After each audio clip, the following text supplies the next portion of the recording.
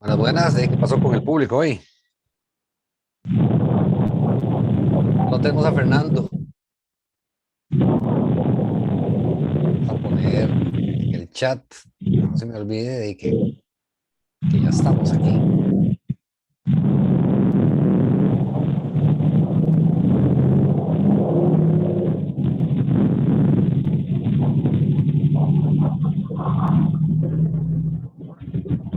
¿Qué le habrá pasado al público hoy? Generalmente están todos aquí esperando. Bueno, don Fernando, usted es nuevo, ¿ah? ¿Me escucha, Fernando? Sí, ahí me escucho. Ah, ya, usted se oye, No, pero no, bajísimo, bajito, bajito, bajito. no, son de Bluetooth.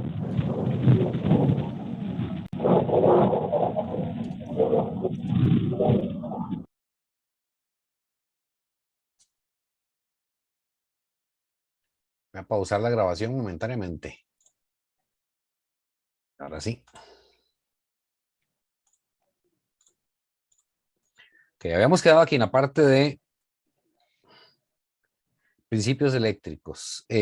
Don Leonel, hágame un favorcillo, desactívese su video porque si no salen encima de la pantalla compartida y en el video, en la grabación, sale, ahora sí, sale un cuadro ahí que tapa algunas cosillas.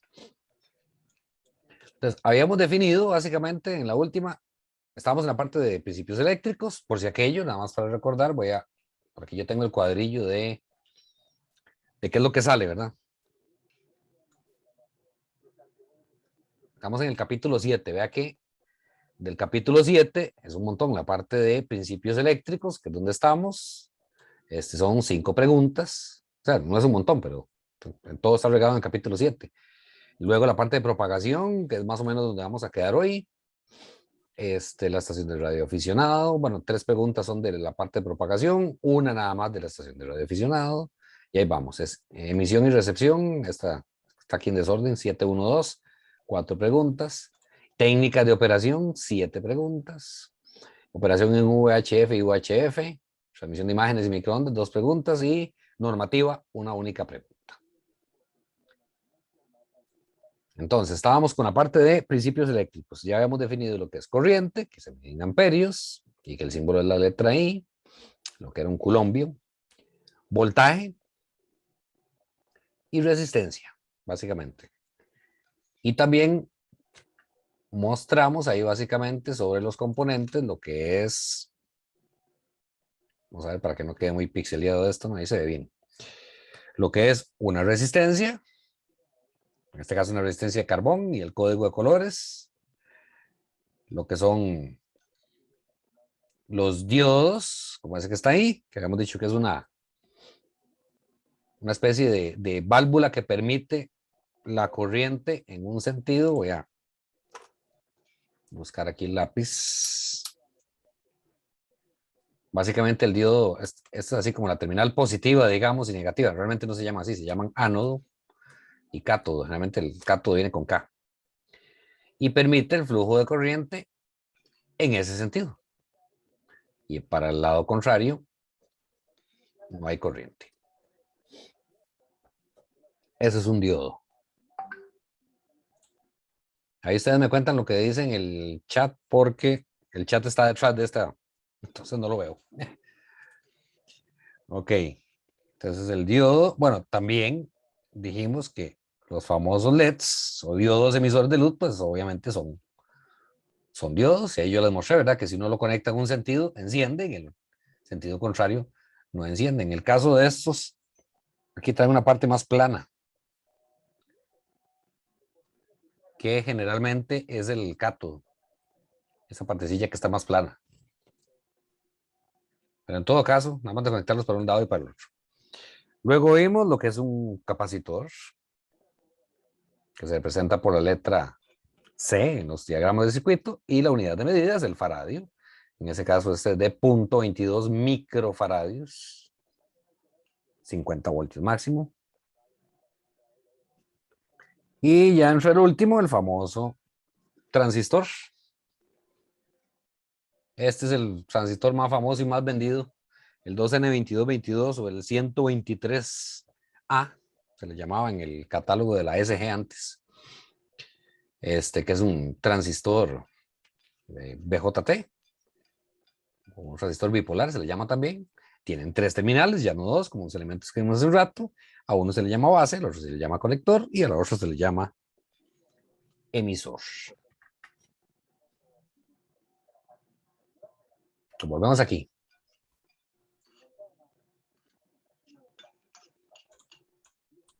Aunque ya esto lo había dicho la vez pasada, eso es así, así como está, pregunta de examen. Un voltio es la medida de la fuerza electromotriz que se requiere para impulsar una corriente de 1 amperio a través de una resistencia de 1 ohmio. Eso es lo que tiene que aprenderse. Okay, las resistencias, que son materiales que se oponen al paso de la corriente. Todo esto lo vimos la vez pasada, que es una resistencia de carbón. El famoso código de colores de las resistencias. La ley de Ohm, que es la que relaciona las 3 cosas, pero de eso no sale nada en el examen, entonces tranquilos. La definición de lo que es potencia, pero tampoco sale. Básicamente la potencia es multiplicar, por aquí está, bueno, se mide en watts, aquí está, es multiplicar el voltaje por la corriente. Y eso me da la potencia en watts. O sea, voltios por amperios me da watts. Pero de esta no sale nada en el examen. ¿Qué es un circuito eléctrico? Un diagrama de circuito eléctrico, ¿verdad? Que es una representación gráfica de un circuito. Eso es lo que sale, nada más. Y aquí vienen los símbolos. De esto no sale nada. Esta es la resistencia variable, se lo vimos la vez pasada. Resistencia en serie y en paralelo, de eso no sale nada, así que tranquilo, se lo podemos ver después. Los capacitores que ya les mostré. Esto sí, es lo que tiene que aprenderse. La función principal de un capacitor es actuar como una especie de acumulador o de batería de carga durante un breve periodo de tiempo. Alguien me preguntó algo ahí de los capacitores la vez pasada y me dejó pensando y me acordé que si hay una forma práctica e indirecta de medir los capacitores. Creo que estaba hablando de los capacitores grandotes, esos de no sé cuántos faradios, de unos estañones, que cómo los medía. Si hay una forma, pero creo que fue Mario, ¿verdad? Grillo, el que preguntó eso. Si hay una forma indirecta de medirlo, es cargándolo y descargándolo y viendo cuánto tiempo se tarda en descargarse. Y con eso uno puede saber de qué capacitancia es, pero bueno. Esto es lo que tiene entonces que aprenderse. La función principal de un capacitor consiste en actuar como un acumulador durante un breve periodo de tiempo, lo cual implica que el capacitor se carga de electricidad, digamos. De los capacitores, yo te había hecho una consulta por unos que supuestamente son de 30 faradios, Fue usted. que me parecía que era una capacidad muy grande. Me comentabas que sí llegan a tener eso. Sí, y que cómo medirlos. Y cómo medirlo. Sí, así, haciendo una pausa. El condensador, digamos, cuando se le aplica un voltaje, no sé, 12 voltios, por decirle algo, entonces por aquí estará 12. Ahí está 12. Él se empieza a cargar hasta que llega ahí a 12. Y cuando se le quita esa tensión y le pone, qué sé yo, una resistencia para que se descargue, vea, este es el eje del tiempo. Se empieza a descargar. Más o menos en esa forma. El tiempo que tarda en cargarse y descargarse depende de la capacitancia y de la resistencia que usted le pone en serie para cargarlo o para descargarlo. Entonces hay una constante que es una letra griega, que es tau. Es así como una T con un techillo. ¿Sí? Tau es igual a la resistencia que usted le conectó al condensador por la capacitancia, que sea los 10 faradios o 100 o lo que sea, ¿verdad? Y un condensador se carga o se descarga en más o menos 5 taos. Ese es el tiempo que va a durar descargándose. Entonces usted puede cargarlo, lo descarga y pone así el capacitor, así, un interruptor ahí para que esté listo, que va a cerrar para que se descargue y una resistencia para que, esta es una resistencia ahí.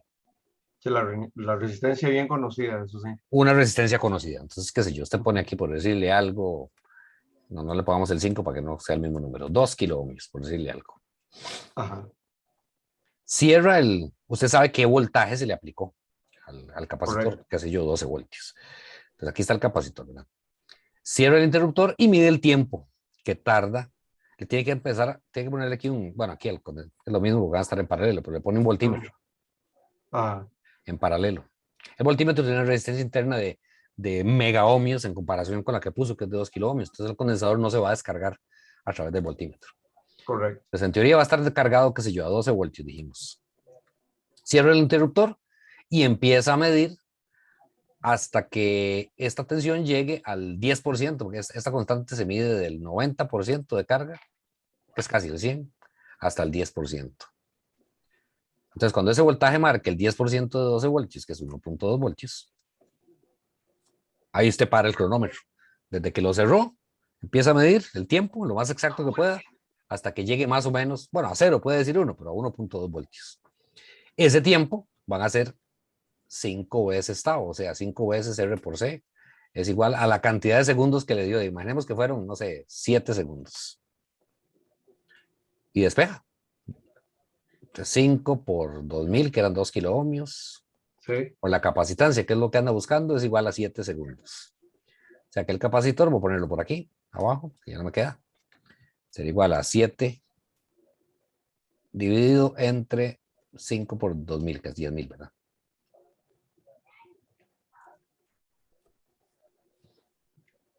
Y ahí está la capacitancia.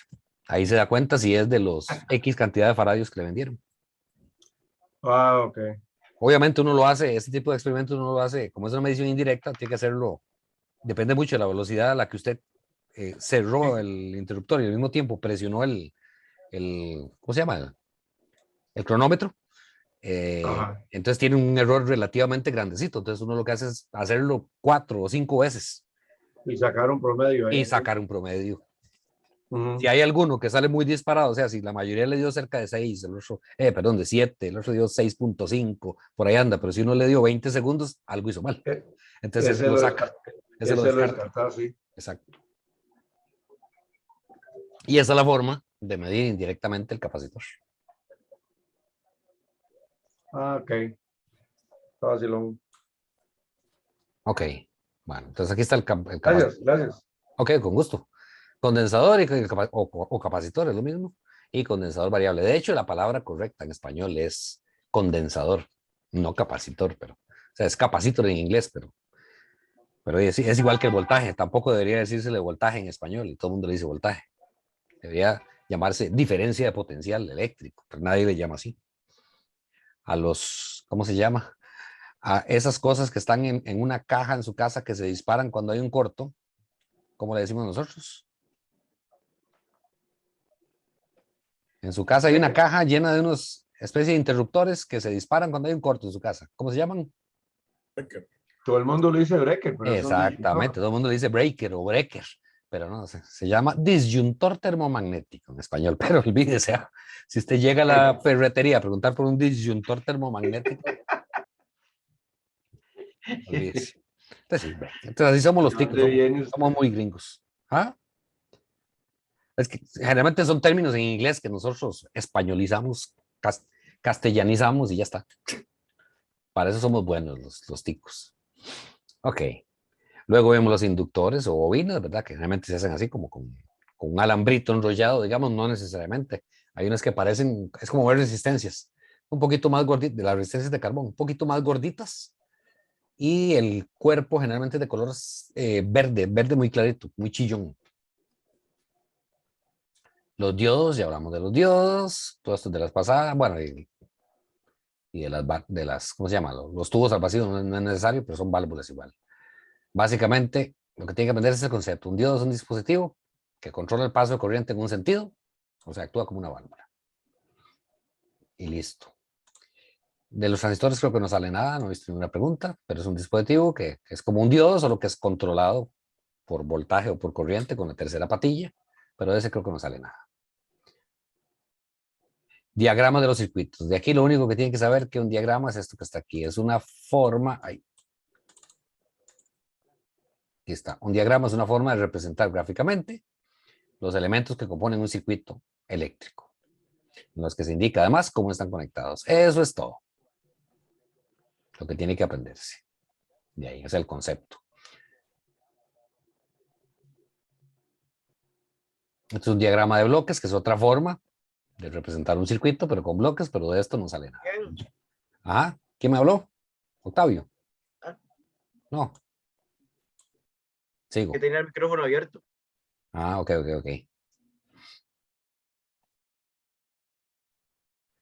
La capacitancia, que es la medida de los capacitores, es el mismo concepto. La capacitancia, como dice aquí, corresponde a la habilidad que tiene un dispositivo capacitor para acumular una carga eléctrica.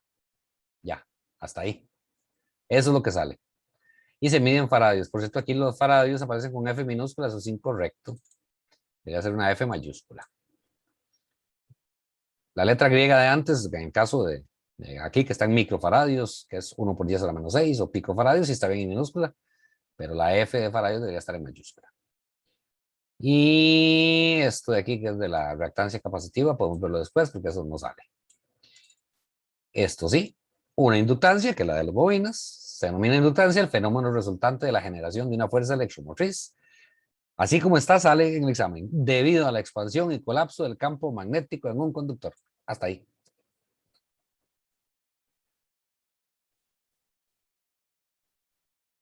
Así como está, sale en el examen. Alguien se nos unió. Joshua. Ah, no, Joshua ya estaba. No, no sé quién fue. Sigo entonces. Perdón. Y se mide en Henry. La inductancia también aquí está en minúscula mal puesto, debería estar en mayúscula. Y la impedancia, que es como la combinación, digamos, de esa reactancia capacitiva que decía un rato de los capacitores y de la reactancia inductiva, que es como digamos, como la resistencia del inductor es la reactancia inductiva y la resistencia del capacitor es la reactancia capacitiva, solo que son específicas de una frecuencia. Eso no sale, pero en todo caso las dos juntas me dan lo que se llama la impedancia. Esos 50 ohmios del cable, que nosotros decimos, vamos a comprar RG58 de 50 ohmios, eso es una impedancia, no una resistencia. O sea, si usted le pone un ohmímetro, no mide 50. Pero como les digo, eso no sale y podemos hablarlo ya cuando terminemos lo que usted necesita para el examen. Nos alargamos después un poquitillo más, nos devolvemos y vemos las partes técnicas. Pero esa es la impedancia, entonces, que se denota por la letra Z. ¿Qué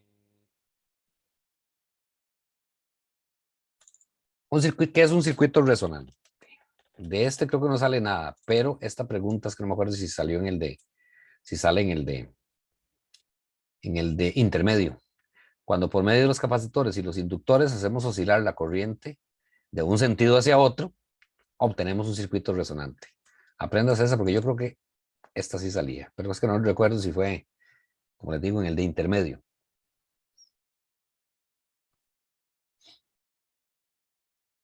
De hecho, los circuitos resonantes es el centro de cómo operan los transceptores. Cuando está transmitiendo, cuando está recibiendo, lo que hace usted con el túnel y etcétera, es poner a resonar el circuito del lado de la antena. Y cuando usted está recibiendo es exactamente lo mismo. Pero en todo caso es como hacer bailar los electrones de un lado al otro. Como dice ahí, cuando por medio de capacitores e inductores hacemos oscilar la corriente de electrones en un circuito de un sentido a otro sentido contrario. Es un circuito resonante. Ok, hasta ahí llega la parte de principios eléctricos. Vamos con la parte de ondas, de emisión y recepción de ondas. De aquí lo que sale es poco, entonces voy a pegar un mero brinco. Usted después se lo lee con calma, como le digo, solo para que entienda ¿cómo se llama? El flujo que lleva aquí, el manualillo este. Todo esto es copiado del manual de radioaficionado de Panamá.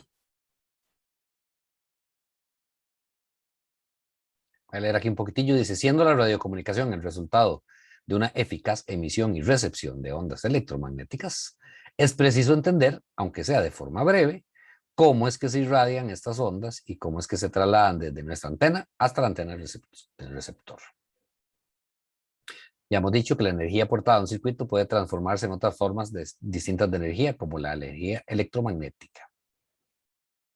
Siempre que fluye una corriente eléctrica por un conductor, se produce un campo electromagnético que rodea al conductor. Lástima que no está... Ah, no, sí fue Joshua el que me dijo que cuando veíamos esto.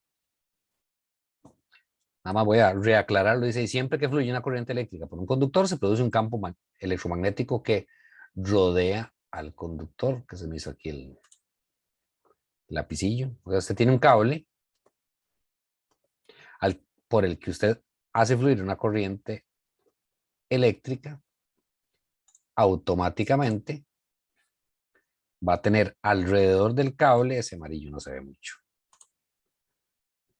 alrededor del cable hay un campo electromagnético.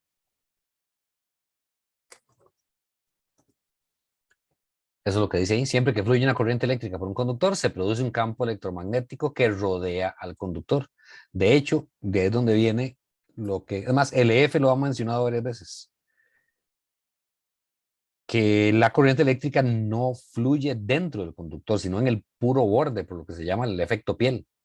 Y es cierto, el campo electromagnético viaja justo en el puro borde, en la parte de afuera.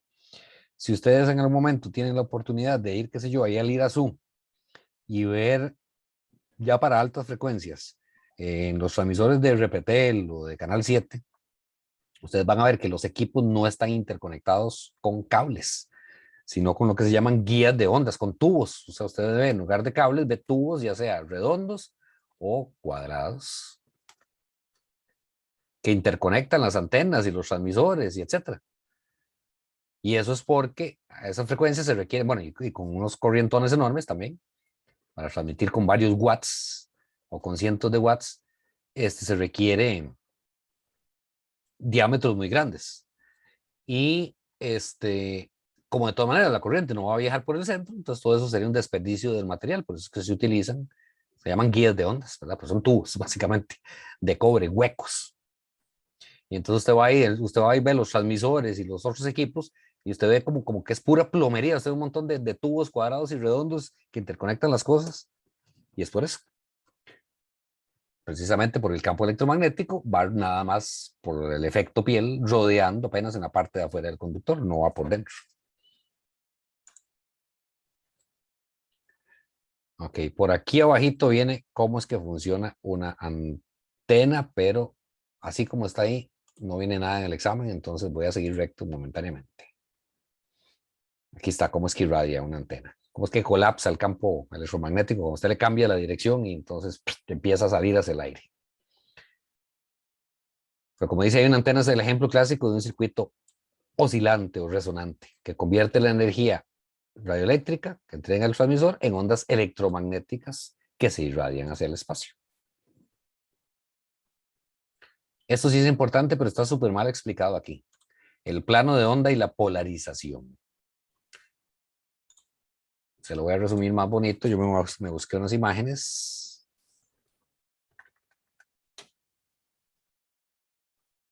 Eric dice, buenas noches, yo ando en la trabajada, apenas llego me conecto. Ah, sí, es que estuvo ahí un ratico, pero se desconectó, Eric. Ok, entonces, con lo de la polarización, aquí estábamos. Básicamente así para que quede más clarito. La energía que sale de su antena hacia el aire o la que está recibiendo su antena puede llegar como esa que está ahí, que usted la ve que está en forma, ese no era el lápiz, era este otro, de arriba para abajo. O sea, en forma, bueno, aquí está, vertical. Cuando una antena, como los dipolos, envían como como las antenas verticales, para que quede más fácil, como las antenas de HF verticales, o la del carro suyo para el radio de 2 metros.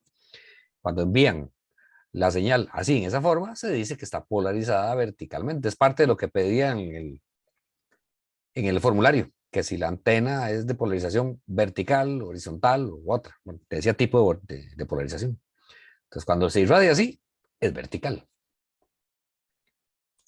Cuando se irradia así, ahí usted ve que está,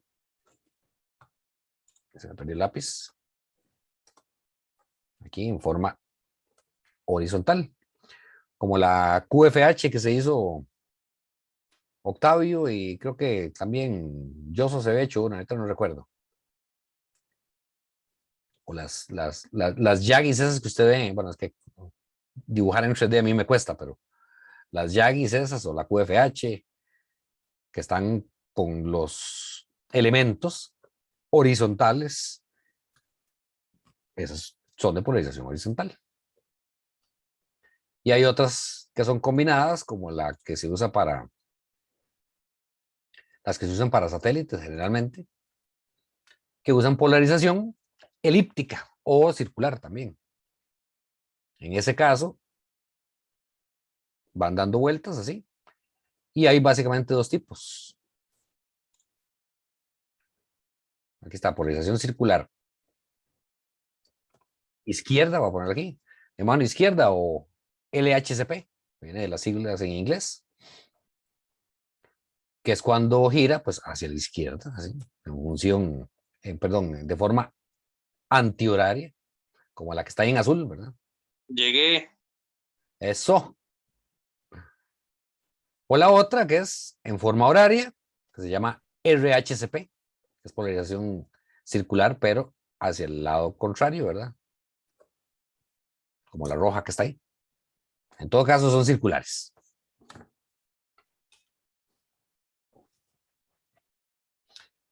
La que era horizontal era la LFA, se llama, la que tiene Octavio. A mí se me confunde. La QFH es así, es circular. Entonces, eso de plano de onda o polarización es básicamente vertical, horizontal o circular. Y esa circular puede ser hacia la derecha o hacia la izquierda.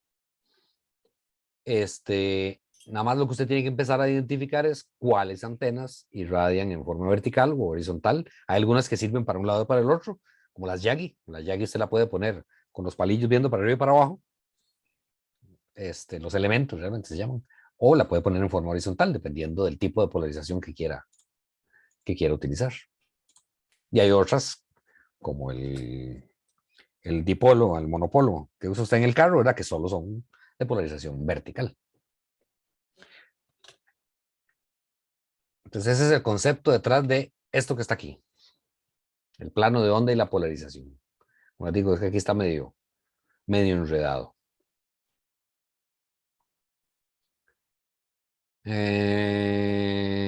Intensidad de campo, creo que esto no sale nada. La fuerza de la onda electromagnética se mide en términos del voltaje que existe entre un punto de la línea y el campo eléctrico en el plano de la onda. Básicamente se da en voltios por metro. O submúltiplos, como en este caso microvoltios por metro. Así es como se mide la intensidad de campo eléctrico o electromagnético. La atenuación, esto sí es muy importante como concepto. Como dice ahí, al atravesar el espacio, la intensidad de campo de una onda irá disminuyendo a medida que ésta se aleje de la antena que le irradia. O sea, básicamente, es algo que es un concepto así medio intuitivo, ¿verdad? Si usted envía una señal ahí al aire, conforme se va alejando, se va haciendo cada vez más chiquitilla y más chiquitilla y más chiquitilla y más chiquitilla. Eso es lo que se llama atenuación en el espacio libre, en este caso. En los cables también, debido a la impedancia característica del cable, aunque sea a través de un cable que yo mando una señal, se va haciendo cada vez más chiquitica y más chiquitica y más chiquitica y más chiquitica y más chiquitica. En la hoja de datos de los cables, creo que eso viene ahí más adelante, viene la atenuación para cada cable, que sé yo, para el RG58 dice que es tantos decibeles por metro. Entonces usted puede saber exactamente cuánto se le va a atenuar una señal en un cable. En el espacio libre, eso no lo estamos viendo, creo que viene al final también, pero también se puede calcular qué tanto se atenúa una señal en el espacio libre. Hay una formulilla ahí que se llama Free Space Loss, LFFSL, Free Space Loss, que es 32.44, no sé si la pego, más 20 veces el logaritmo de la distancia, más 20 veces el logaritmo de la frecuencia. Así es, así. La distancia en kilómetros, no, perdón, en metros y la frecuencia en megahercios. Así uno calcula. O se puede calcular qué tanto se atenúa en forma teórica una señal con la distancia. Es nada más así como cultura general. Longitud de onda. Esto, por aquí creo que viene, bueno, esta es la ecuación que ya vamos a ver. Aquí está. Tenemos una onda senoidal, nada más para que tenga el concepto en la jupa. Aquí está esa señal ahí, voy a repintarla.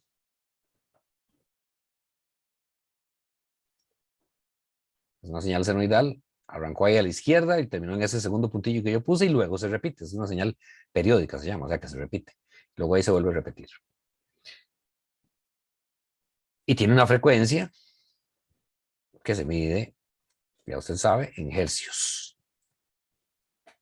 Si usted pudiera ver físicamente esa señal y coger un metro, un centímetro, una cinta métrica y medir entre dos puntos iguales de la onda, puede ser ahí los dos que yo ya dibujé, o a cambiar aquí de color, entre ese punto y ese punto, como está ahí. Si usted puede medir eso con un centímetro, eso es lo que se llama la longitud de onda y se representa por esa letra griega que se llama lambda. Lambda es la longitud de onda, ¿verdad? Que se mide en metros. Y es igual a la velocidad de esa señal, que en el espacio libre es la velocidad de la luz, c. 3 por 10 a la 8 metros por segundo. Entre la frecuencia. O sea, la velocidad a la que va a viajar eso por el aire, dividido entre la frecuencia de la señal, eso nos da la longitud de onda. Eso es lo que dice, voy a subir un toquecito ahí, aunque se va a descuadrar los dibujos. Eso es lo que está ahí arriba en esa ecuación.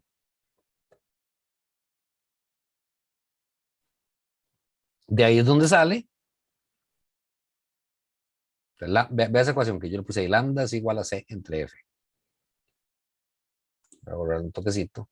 De ahí es donde sale el cuento de por qué hablamos de que voy a transmitir en 2 metros o en 70 centímetros. Y no decimos la frecuencia, en lugar de 2 metros en 146.530 megahercios.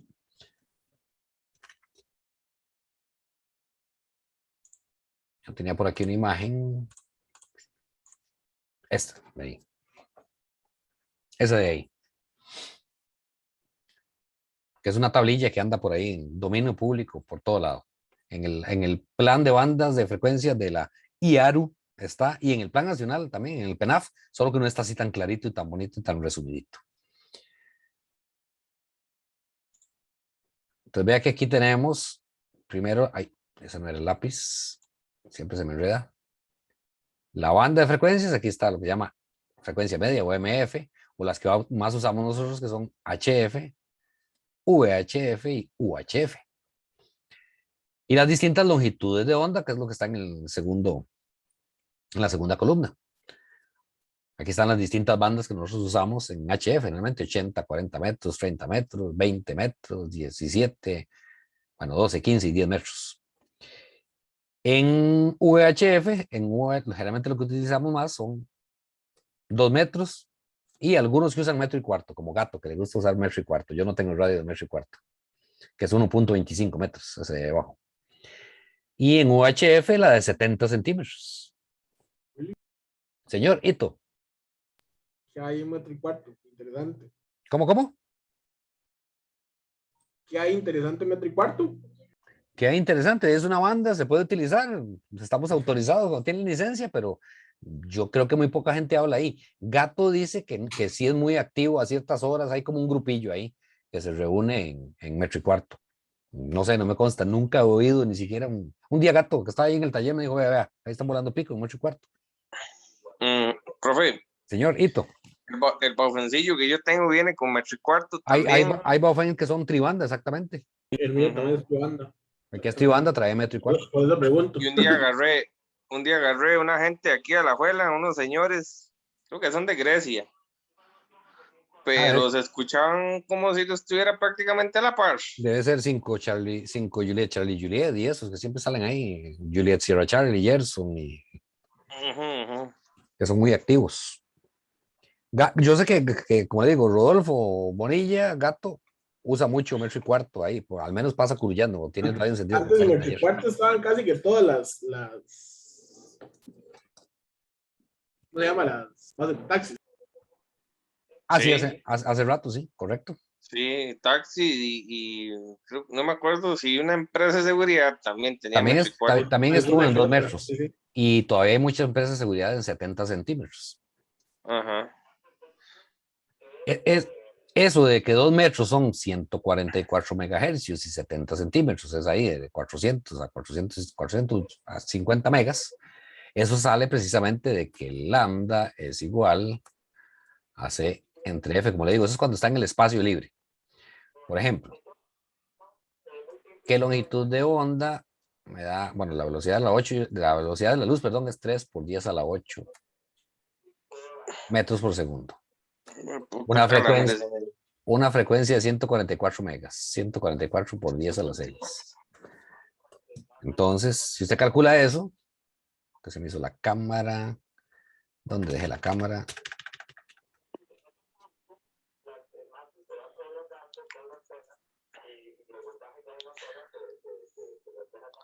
Profe, Señorito, consulta. A veces yo he escuchado que varias gente dice, es que está hablando en Charlie Whiskey. ¿Y eso qué es Charlie Whiskey? ya Perdón mi casi va a ignorancia. aparecer ahí en la parte de propagación. Aparece lo que es Charlie Whiskey. Ya llegamos a eso. Ya no sabes que Charlie Whiskey, no más. Zapazo.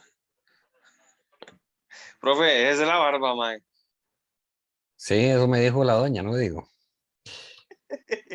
Entonces, ese numerillo que está ahí, 3 por 10 a la 8. Mucho brillo ahí, aquí. Ahí se ve mejor. 3 por 10 a la 8. Dividido entre 144 megas, que son 144 por 10 a la 6. Eso me da 2 metros, 2.08. Si hubiera sido 70, bueno, perdón, UHF, 3 por 10 a la 8, dividido entre 400, qué sé yo, pongámosle 420 megas. Eso me da, ahí está, 70 centímetros, voy a ponerlo así para que no se vea, ahí está. 71 centímetros.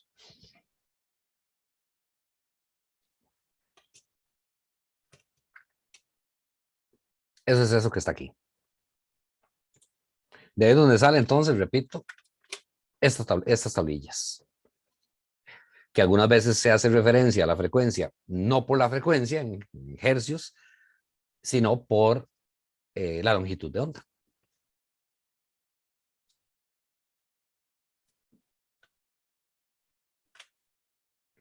Ok. Entonces ahí vienen los rangos de frecuencia del espectro radioeléctrico. De eso no sale nada en este examen. Creo que puede salir algo de esta tabla. O sea, que es básicamente lo que significan las siglas. ¿Qué significa ULF, LF, HF, VHF? Algunas veces aparecen así como ondas decimétricas, métricas, decamétricas. En eso de ahí nada más de venir a buscar en la tabla quién es quién. El concepto de interferencia de fase, que es básicamente cuando dos ondas, como decía, se cruzan, pueden producir cambios o variaciones, ya sean favorables o desfavorables, en la amplitud de las ondas. Eso es lo que se llama interferencia, básicamente. Estas variaciones, como resultado de combinar dos o más ondas, se llaman interferencia.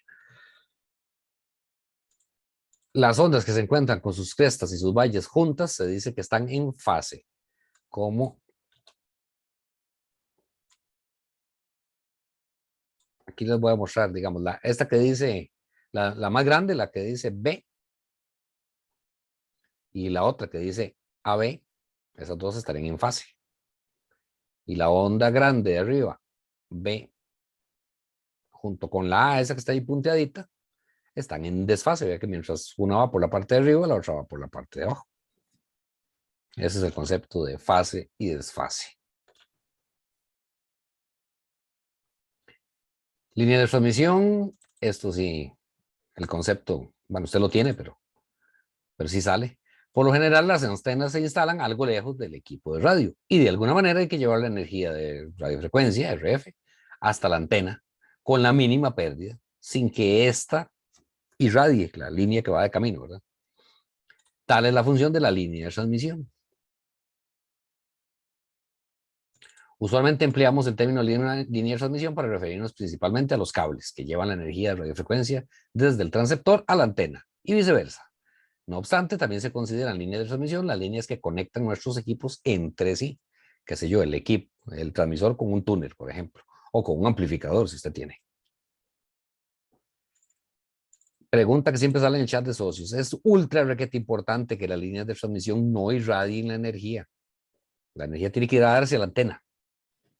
cuando usted está transmitiendo, y de la antena tiene que venir a su radio cuando se está recibiendo, no tiene que salir por el cable, sino nada más que la transporten con el máximo rendimiento posible. Existen varios tipos de líneas de transmisión y cada una tiene particularidades propias para ser más eficiente en determinadas aplicaciones, por lo que hay que conocer las características físicas y eléctricas que distinguen los diferentes tipos de líneas de transmisión. Aquí está. Pregunta de examen. Eso es lo que sale. De acuerdo a las características físicas, las líneas de transmisión pueden ser paralelas, o lo que es lo mismo, bifilares y coaxiales. O sea, cuando está compuesta por dos hilos, eso se llama una línea paralela, o lo que es lo mismo bifilar. Bi es 2 y ese filo viene de hilos, 2 hilos, lo que significa bifilar. Entonces, generalmente las que se usan radiodifusión es la que es tipo escalerilla, de 400 ohmios, si no me equivoco es. Vamos a ver, busquémosla aquí rápidamente.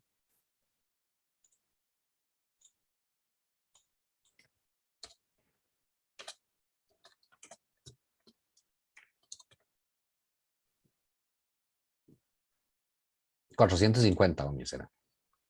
Casi la pego. Este tipo de, como las que trae la G5.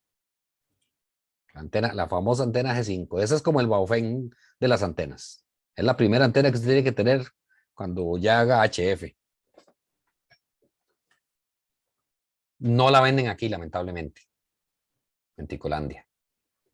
Hay que mandarla a traer. Si usted va a construir sus propias antenas, si usted compra una G5 ya hecha, pues viene con el pedazo de escalerilla. Yo un día de estos le mandé a traer una a Tango India 3 Golfo Lima. Esa es una línea bifilar o paralela. Entonces dice, va de nuevo, pregunta examen. De acuerdo con las características físicas, las líneas de transmisión pueden ser paralelas, o lo que es lo mismo bifilares, y coaxiales, clasificadas según la forma en la que están dispuestos los conductores que la integran. Las líneas paralelas o bifilares están conformadas por dos conductores paralelos e independientes. Este tipo de línea presenta algunas ventajas y también algunos inconvenientes. Los campos electromagnéticos que generan los conductores iguales y paralelos se anulan entre sí, evitando en forma natural que la línea irradie. Y siendo el aire el dieléctrico que aísla o que separa los dos conductores, tiene pérdidas mínimas. Sin embargo, las líneas paralelas son más difíciles de instalar, son afectadas por los objetos metálicos cercanos, o sea, cuando usted la lleva desde el transceptor hasta la torre o techos y pasa ahí gran parte de esa línea pasa recostada la lata de zinc, entonces se ve afectada. Además de ser capaces de causar interferencia o de captar ruidos del entorno. Por eso es que se utilizan las líneas coaxiales, que dice aquí, que están formadas por conductores concéntricos, usted conoce un coaxial, ¿verdad? Que tiene un conductor interno, central, y otro externo en forma de malla, que están aislados entre sí por un dieléctrico que puede ser de polietileno o vinilo u otros materiales, y protegidos por un forro externo, que generalmente es PVC, adquiriendo una forma cilíndrica. Aunque las líneas coaxiales tienen una mayor pérdida respecto a la distancia de energía que las líneas paralelas por causa del material dieléctrico, el conductor externo o malla del coaxial actúa como un escudo, motivo por lo que en inglés se denomina shield, que confina dentro de la línea los campos electromagnéticos generados en los conductores, lo que impide la irradiación de radiofrecuencia y la captación de ruidos del entorno en toda su longitud. Además, esa línea es más práctica ya que son mucho más fáciles de instalar y manejar. Y aquí quiero hacer una aclaración que salió un día estos ahí en el grupo de socios, que generalmente, o sea, desde que yo estoy en ese chat, eso lo han preguntado 14 veces y yo les pongo ahí, pero como que nadie le hace caso. Va de nuevo. Como dice ahí, aunque tiene mayor pérdida, la energía perdón, va de nuevo. Aunque las líneas coaxiales tienen mayor pérdida de energía que las paralelas, el conductor externo o malla del coaxial actúa como una especie de escudo que confina dentro de la línea los campos electromagnéticos. Lo que impide, aquí es donde está el error, lo que impide la irradiación de radiofrecuencia y la captación de ruidos en toda su longitud. Eso es cierto, sí, y solo sí, ese cable o esa línea coaxial está bien aterrizada. Y un día estos puse un enlace a esta página, porque alguien preguntó ahí algo, ahorita no recuerdo. Las líneas coaxiales que vienen desde el techo de las antenas hacia sus radios tienen que pasar sí o sí por un bloque como este donde se aterriza. Este es un ángulo de cobre que está aterrizado, está conectado a la varilla de tierra, y aquí hay un barrilito que conecta la malla del coaxial a ese angular. Entonces ahí están todos los cables que van y vienen de todas las antenas, bien aterrizaditos. Inclusive este MAE tiene aquí aterrizados, también, aquí usted lo ve, lo que dice líneas de control, que son las que van para rotores o túneles externos, hay túneles que son de techo, etc. Sí o sí, bueno, esta es la tierra de los equipos. Y aquí se ve otro con ground blocks, se llaman estos, igual pegado hasta el lápiz.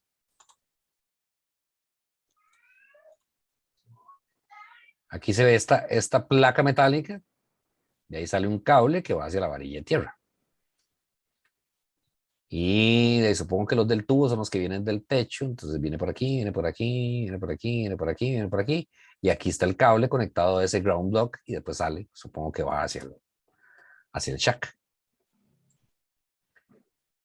Esto, aquí en Ticolandia, casi nadie lo hace. Y de ahí es donde vienen montones de broncas de ruido y etcétera, etcétera, etcétera, etcétera, etcétera. Y es algo que es realmente fácil de hacer. Hay algunos ground blocks de estos que llaman, que tienen aparte de poder aterrizar el coaxial, también permiten tener una especie de protección con un fusible contra rayos, contra altas tensiones, básicamente. Como por ejemplo, vamos de vuelta a la cámara. Estos son los que tengo yo. Me declaro culpable. Solo una antena está ahorita bien aterrizada. Todas las demás me faltan aterrizarlas. Pero ya tengo los chunchitos estos. Esto es el mismo ground block que le dejé yo ahí. Por aquí, qué sé yo. Es para cualquiera de los dos lados. Esto no es un diodo, ¿verdad? Aunque aquí dice antena y aquí dice radio, pero funciona para los dos lados. En todo caso, esto va para la antena. Voy a optimizar esto un toquecito para clip de video nada más para que no se pixelee tanto ahí. Okay, entonces, de este lado está la antena, de este lado va para el radio, aquí dice ground, ahí esto se aterriza, y aquí esto trae una especie de fusible. Está aquí adentro.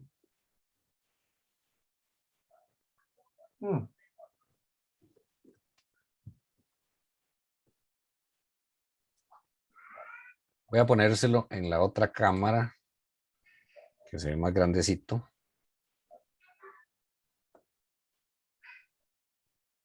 Ahí está. Es un fusible de muy alta tensión. Entonces, si hubiera rayería, don Álvaro tiene la mano levantada, ya lo voy a atender, don Álvaro, es que no lo había visto. Si hubiera una sobretensión, producto de una rayería, si un rayo quiere llegar hasta el shack, llega, ¿verdad? O sea, es como cuando alguien le pone alarma al carro y multilog, etcétera. Si alguien se va a robar el carro, se lo roba.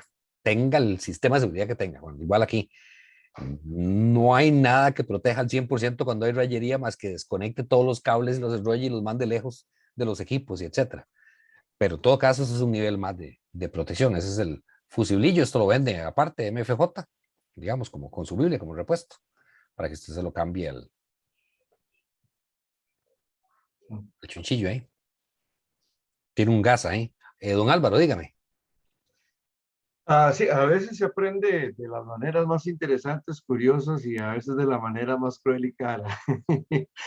Y efectivamente, ese tipo de cuidados normalmente nadie los toma. A mí en particular me interesa esa conexión a tierra del cable coaxial a la antena en el vehículo. Me pasó lo siguiente, conozco de eso de la inducción y demás, y para un controlador de alguno de los juguetes que tengo para modificar el motor, resulta, yo no le puse cuidado porque supuestamente el controlador tiene una cobertura de garantía de por vida contra sobrevoltajes y no sé qué.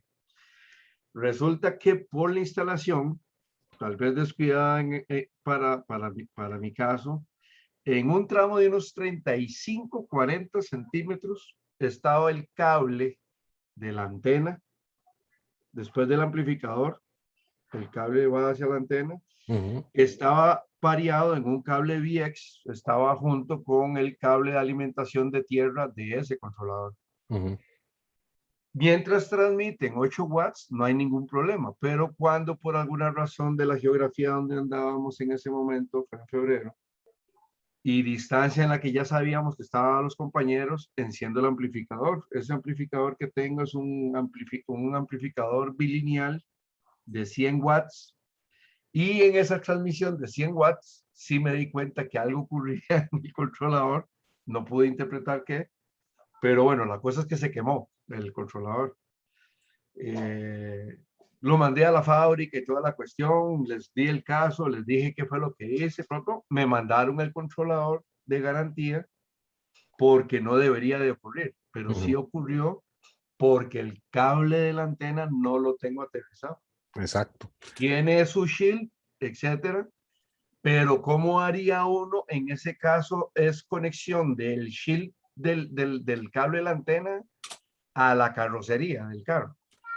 ¿O cómo hace uno para...? Depende del tipo de montaje de la antena. Por ejemplo, yo tengo en el carro. Tengo un cable RG58. Sí, no, pero a lo que voy es cómo se monta ya la antena. Estos, por ejemplo, que llaman lip mount, Ah, trae unos tornillillos por debajo. Vamos a ver si hay una imagen que venga como por debajo. Uno tiene que raspar un poquitito ahí la pintura para que queden bien aterrizados. Un toquecito. No, ¿Cómo, para cómo? otro lado. Baje, más bien. Ah, abajo. Sí, sí, Bajo para abajo. sí, no, para otro lado, para otro lado. Entonces voy para arriba. No, estábamos arribita, vea, en la línea que sigue, en la que sigue, en la que sigue ahí, es la 1, 2, 3, 4, 5, de Aquí. izquierda a derecha. Esa. Mera. Esa mierda, exacto. Ay, debe haberle dado la imagen, ¿no?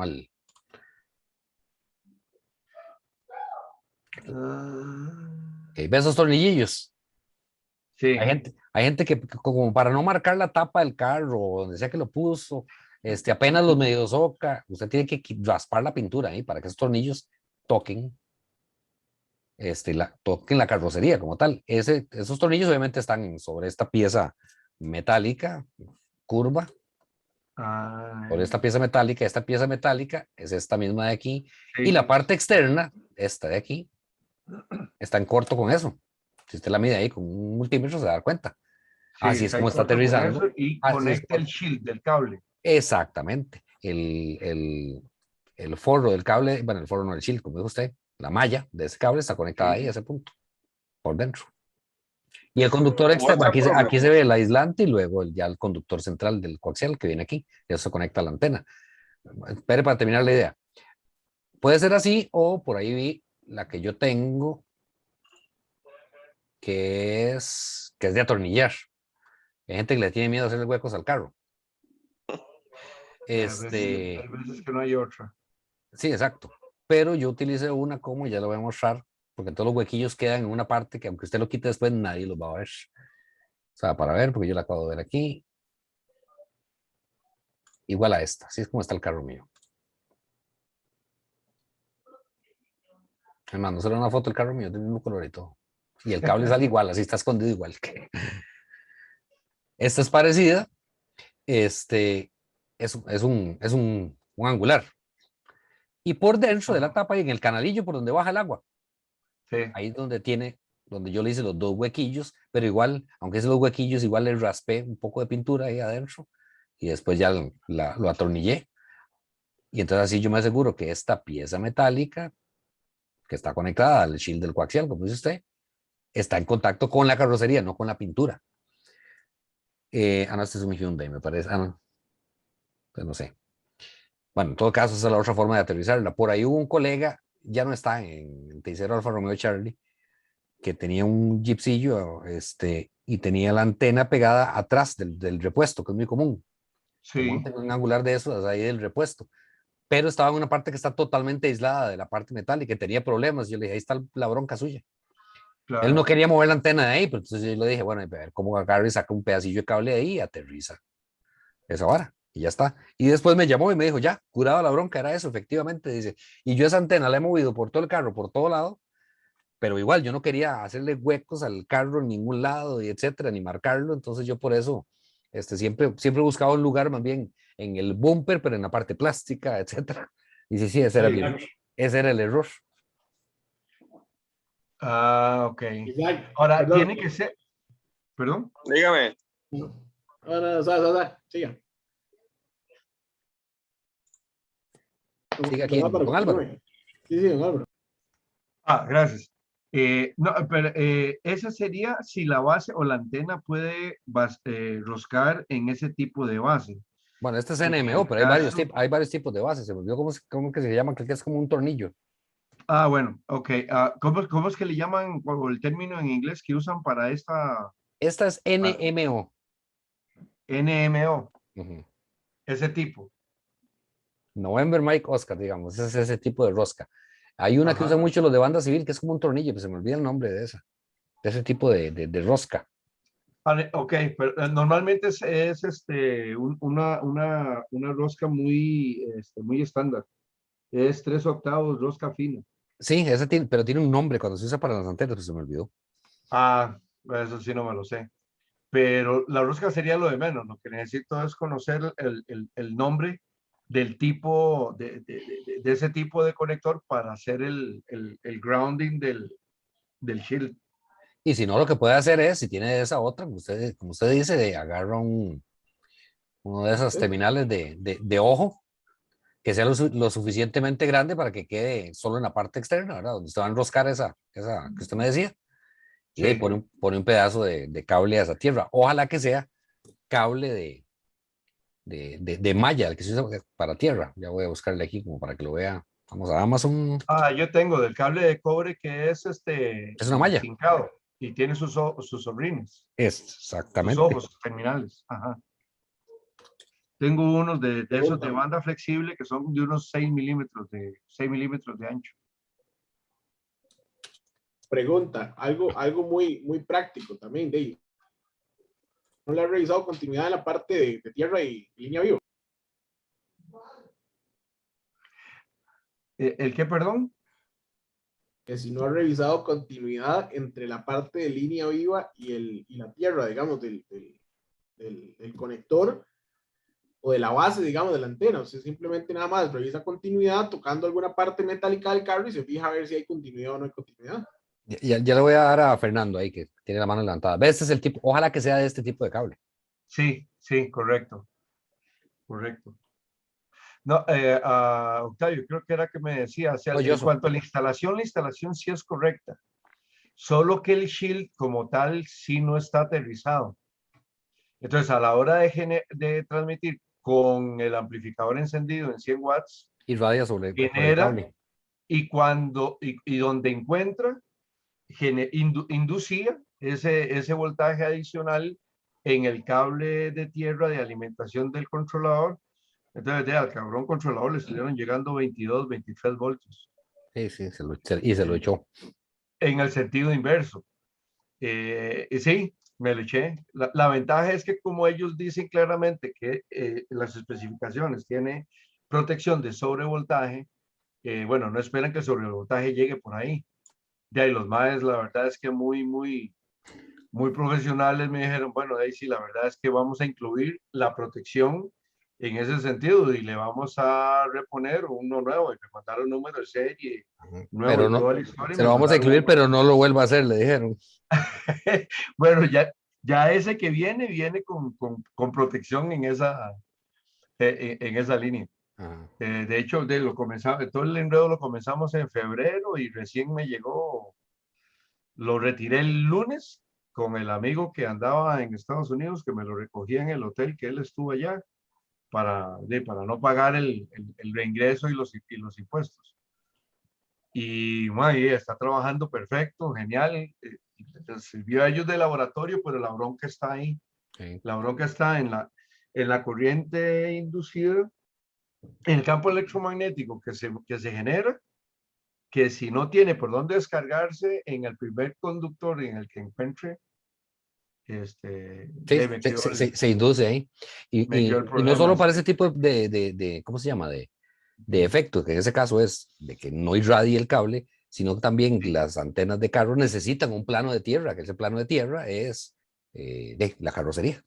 Entonces, La por eso es que tiene que carrocería. estar aterrizado. Fernando tiene la Ok. mano levantada. Sí, muy bien, Epa, gracias. con gusto, con gusto. Eso.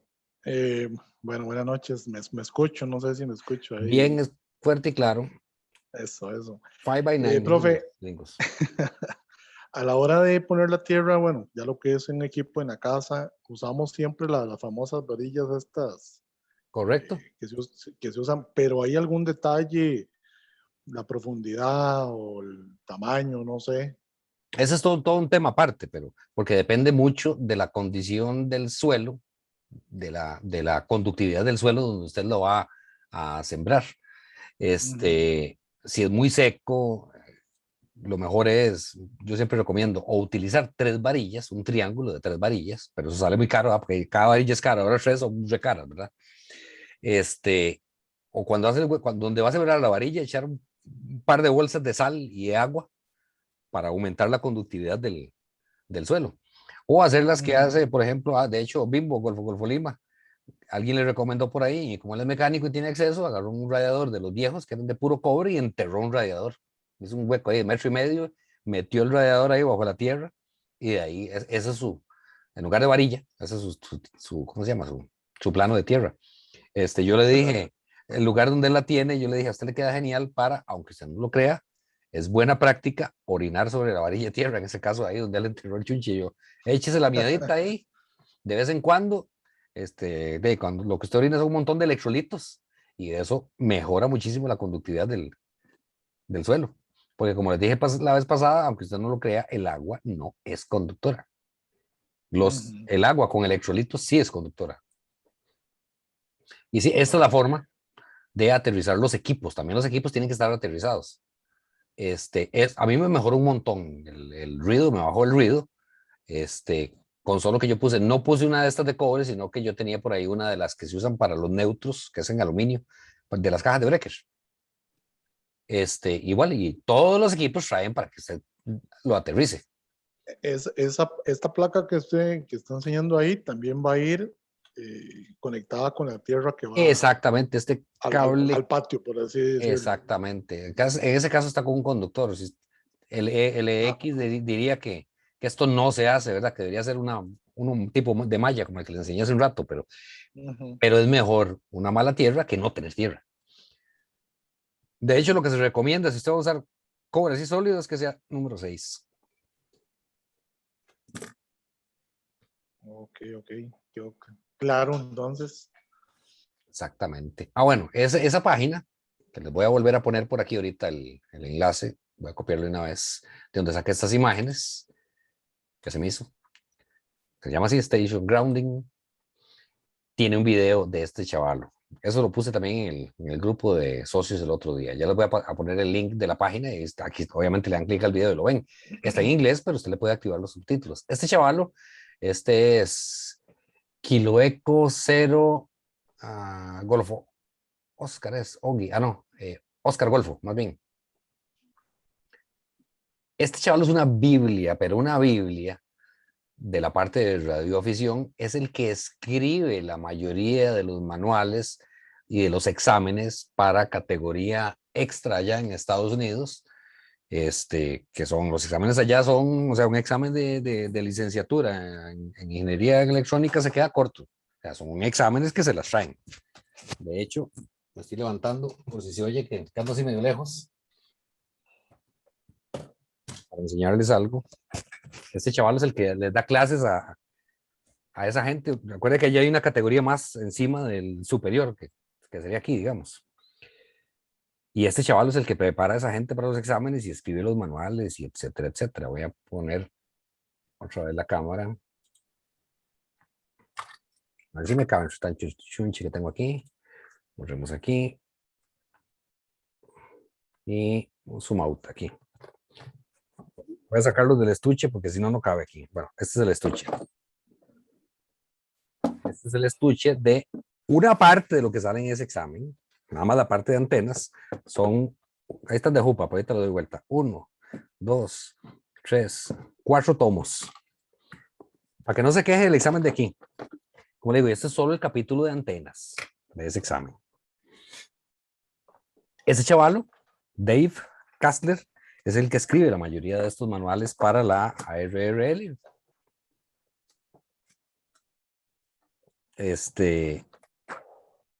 Y entonces, y él tiene un canal en YouTube y todo el conocimiento que él tiene lo explica de una forma más clara de lo que yo podría explicar, muy carga. O sea, básicamente es cualquier jetas, entonces. Exacto, no es cualquier jetas. Pero los exámenes allá son otra cosa, ¿verdad? Otra cosa, totalmente. Sí, eso es casi un año estudiando. Ah, sí, no, por eso es que ese es el, como le digo, este es, digamos, ya de la parte de extra. Ya, como le digo, esto es solo el capítulo de antenas y son 1, 2, 3, 4 tomos. Y el 4 es súper gordo comparado con los otros. Y don Leo, depende de qué tan bueno sea usted para estudiar esa vara. Pues si es medio cerrado, como yo, eso no es un año. Sí. Olvídese. Entonces, yo le recomiendo que se vaya ahí a, bueno, quiero ponerle que lo vea en YouTube. Y que se suscriba al canal de este chavalo. Están en inglés, pero siempre usted puede llegar, venir aquí, la configuración, y aquí están los subtítulos, y le pone ahí que en inglés, generados automáticamente. Como son generados automáticamente, entonces obviamente de vez en cuando usted va a ver algunas cosas extrañas, pero con eso ya puede. ¿Cómo se llama el canal? Dave Kastler, KE0. ¿Perdón? ¿Cómo se llama el canal? Dave Kastler. Voy a copiarle el enlace de ese video aquí en el chat de aquí. Es más, no, mejor en el WhatsApp para que quede ahí. El señor se pasa el de la media docena, que salía al final. Ah, sí. Yo en un lugar vi que sembraron las tierras como cada 50 centímetros, hicieron como un tipo de malla más bien, Ujú. enterradas, obviamente las unieron. No sé si qué tan... Y si está muy lejos sea. si está más de, ahorita no recuerdo el Código Eléctrico Nacional, pero creo que eran como 6 metros de la caja de breaker, entonces usted debería también tirar, que esa es la parte difícil, unir esa varilla de tierra con la varilla de tierra que va a dar a la, que está fuera en la cometida. De hecho, todas eran como 5 varillas unidas y ya iba para la principal. Ok, entonces, ya les puse ahí en el WhatsApp el enlace a ese video, nada más como para que usted pueda suscribirse al canal de ese chavalo. De hecho, me acordé de Isaac y de Memín y de Joshua. En el último video que puso él explica los fundamentos de un gamma match, por cierto. Y ahí está el enlace, se lo estoy copiando de esa página que se llama Station Grounding. Hay que verlo, hay que verlo. Yo necesito aprender más de Gamma Match. Fue hace como 3 días. Es Tonis, porque el Gamma Match uno nada más saca las medidas y agarra el ROI y lo hace como un freno motor, van, los baja en un solo guamazo. Sí, en uno de los últimos Pero- episodios, no sé, creo que fue el último. Creo que tiró uno más después de ese, pero ahí está. El I'm Dave 534. Kastler, amateur radio call sign KE0OG. Welcome to my channel, Ham Radio Acá ya. Answers. No sé I'm dónde- unique. Estamos My suscritos. tech, general, and amateur No sé extra en qué training pestaña videos quedó el que está follow sonando. the ARRL license manuals. Hundreds of hams have written to Es este mismo, pestaña, ok. Bueno, este es el del Gamma Match. Este es el del Gamma Match. Fue Póngalo ahí, profe. hace 3 episodios, no me guarde, son 10 minutos. Muy, muy, muy carga este chaval. Está medio jodidillo ya usted ve, cada vez está más viejillo. De hecho, por ahí él tiene muchos videos sobre grounding y de cosas que aprendió, aunque él las sabía, pero de mala forma. Por ejemplo, hay uno donde él habla vea que hay uno. Solo necesita una varilla de tierras, se llama este. Le cayó un rayo, le hizo un quemadero de una antena y en otro caso, yo creo que fue el mismo rayo, ahorita no recuerdo. Él había desconectado por precaución el cable del radio, del túnel realmente, pero lo dejó como a 20 centímetros ahí tirado. Y aún así el arco fue tal que le quemó el túnel. Usted me preguntaba, alguien preguntó ahí, don Álvaro, bueno, ¿y cómo siembro la tierra? Ve, aquí está todo un video de opciones de varillas de tierra. Por ahí se habla de la malla, etcétera, etcétera, etcétera. Bueno, entonces ahí les queda don Dave Kastler. Como les digo, ese chaval es una Biblia.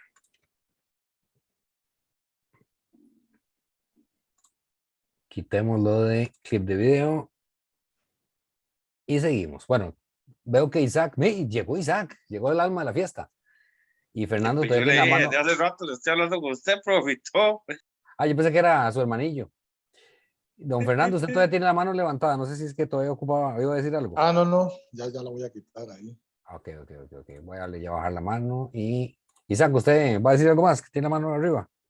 Sí, profe, es que estaba hablando, bueno, eso que usted estaba hablando ahora de aterrizar las antenas a tierra. Bueno, la mía está pegada a un tubo de 2x2 de hierro negro, pegado a un purlin del techo, ¿verdad? Ajá.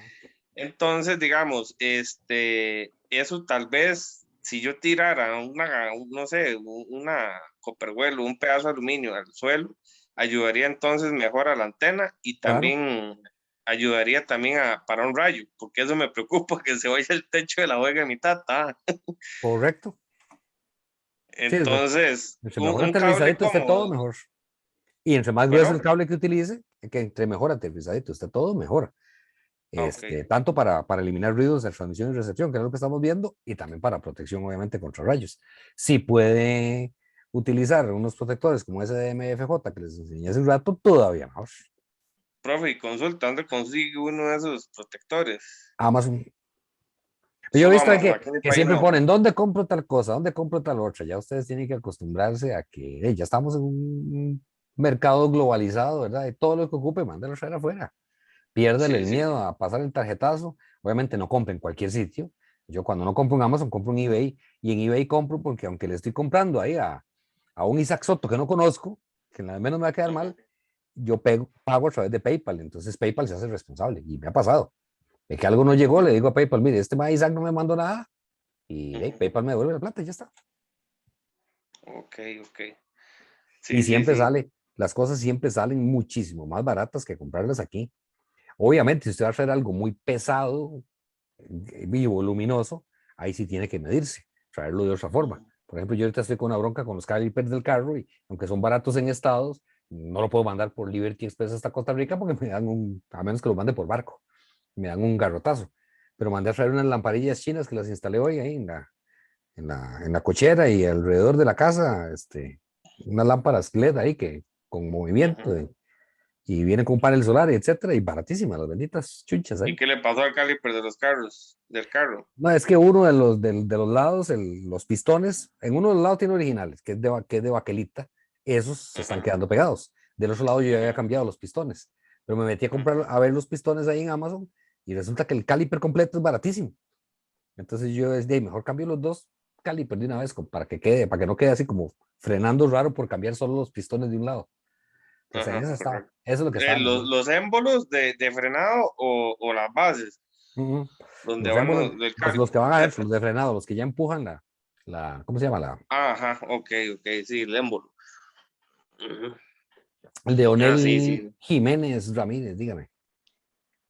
Profe, ese asunto de las tierras, por ejemplo, ahora el compañero decía, creo que era un Isaac, que él tiene las tierras pegadas al purlin del techo, ¿ah? Digamos, yo, bueno, ahora que estoy haciendo la antena, tengo que meter el cable ahí ¿cómo se llama? Por la cumbrera para bajarlo hasta aquí hasta donde tengo radio. Ujú.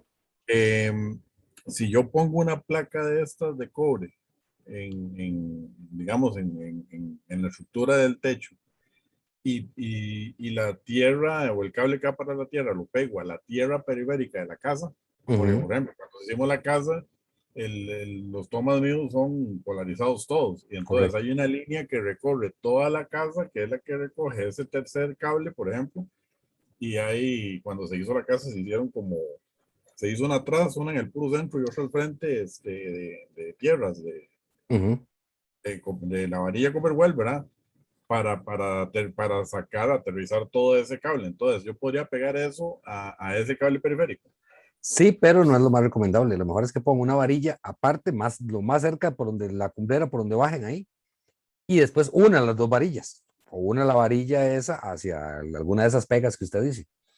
Es lo más recomendable y que no deje todo porque ahí van a quedar muy lejos. Allá en la varilla de tierra principal debe estar casi que debajo de la acometida. Y como le digo, según el Código Eléctrico Nacional, si mal no me equivoco, son como 5 o 6 metros que usted debería sembrar otra varilla. Pero obviamente usted no va a hacer un hueco ya ahí en media sala o medio cuarto para sembrar otra varilla, ¿verdad? Entonces lo mejor Correcto. sería que por donde pueda ir, a medio lado de la casa, siembre una varilla donde se va a conectar todas las antenas y que después, apenas pueda, una esa varilla con la de los tomas. Ok. Ok, ok, perfecto. R con R. Sigo. Voy a bajarle la mano ahí. Es más fácil, yo casi no veo la lista de participantes porque se me esconde detrás del montón de cosas que tengo abiertas. Entonces, si alguien necesita decir algo y si levanta la mano, va a costar que yo lo vea. Mejor pegue el grito. Nada más dice, información, y ya. Ok. Entonces, va de nuevo, ¿verdad? Se supone que un coaxial impide la irradiación de radiofrecuencia, pero eso solo es cierto si está bien aterrizado. ¿Quién pegó el grito? Octavio. No, sí, nada más para los compañeros nuevos que revisen el correo, a ver si les llegó un correíto que les mandé. De que ya está el cobro. Nada. Que Ok. ya está para corta su servicio. Esto es muy importante, exacto. Ya está listo para cortas de servicio. De acuerdo a las características eléctricas, las líneas de transmisión pueden ser, no respecto a la forma física, como estaba hace un rato, que eran paralelas o bifilares y coaxiales. Esto es de acuerdo a la característica eléctrica. Pueden ser líneas balanceadas, como las bifilares, o desbalanceadas, como los coaxiales, clasificadas conforme esté equilibrado el factor de impedancia existente entre los conductores que la integran. Las líneas paralelas son balanceadas, lo cual implica que el factor de impedancia de cada uno de los conductores es similar. En cambio, los coaxiales son desbalanceados, en virtud de que el conductor concéntrico o malla del coaxial es de mayor volumen que el conductor central. Por lo que es imposible, sigo aquí, que ambos conductores tengan el mismo factor de impedancia.